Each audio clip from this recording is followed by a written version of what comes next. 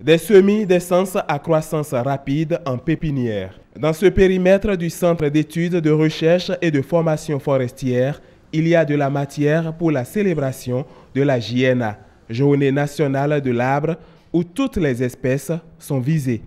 Nous n'avons pas une catégorie ciblée d'espèces. Nous avons dit la Journée nationale de l'arbre, donc c'est toutes les espèces d'arbres qui sont naturellement mises en terre. Mais dans la pratique, nous remarquons que la population béninoise a une propension pour certaines espèces, donc notamment les espèces à croissance rapide, telles que l'acacia auriculairiformis, il y a l'eucalyptus, le teck, le mélina. Voilà les espèces qui sont couramment plantées. Mais ceci étant, toutes les espèces d'arbres sont quand même mises en terre. Le choix de ces plants n'est pas fortuit, mais que signifie une essence à croissance rapide? Une essence à croissance rapide est une essence où déjà au bout de 5 ans, vous pouvez avoir des bois de service. Je prends le cas du teck par exemple. En 5 ans déjà après la plantation, vous pouvez avoir les perches, les chandelles pour la construction donc du bois de service. En 10 ans, vous avez déjà de gros poteaux, vous avez des billes, vous avez déjà des petites grumes, donc déjà des bois de service et même quelquefois déjà au bout de 15 ans, les bois d'œuvre.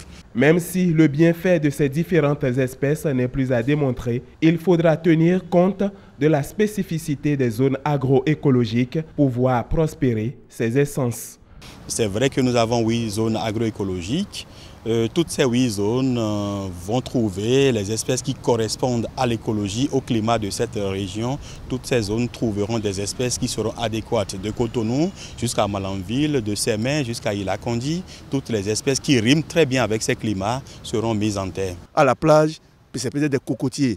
Lorsque vous allez dans le nord, c'est peut-être des grands arbres. À Cotonou, nous voulons quoi? Nous souffrons de la pollution, des motos, des véhicules. Et pour régler un peu ce problème, il faut qu'il y ait des arbres à grand feuillage qui puissent produire beaucoup d'oxygène pour que nous puissions nous départir de cette difficulté-là pour le bonheur et la santé de nos populations.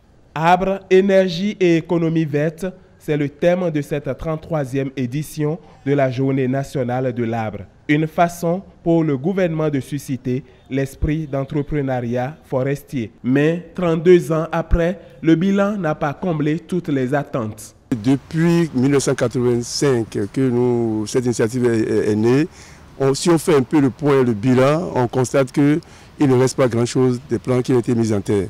On se demande, est-ce que les populations s'intéressent à l'initiative?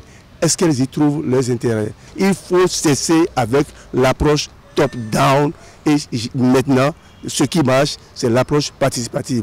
C'est pourquoi il faut impliquer dès le projet les aspirations des populations et vous voyez que lorsque vous le faites, naturellement, les populations accompagnent et tout marche bien et nous pourrons respirer. Au-delà des divergences de points de vue, chaque citoyen est invité à mettre en terre un plan sans attendre le 1er juin. La survie de l'espèce humaine en dépend.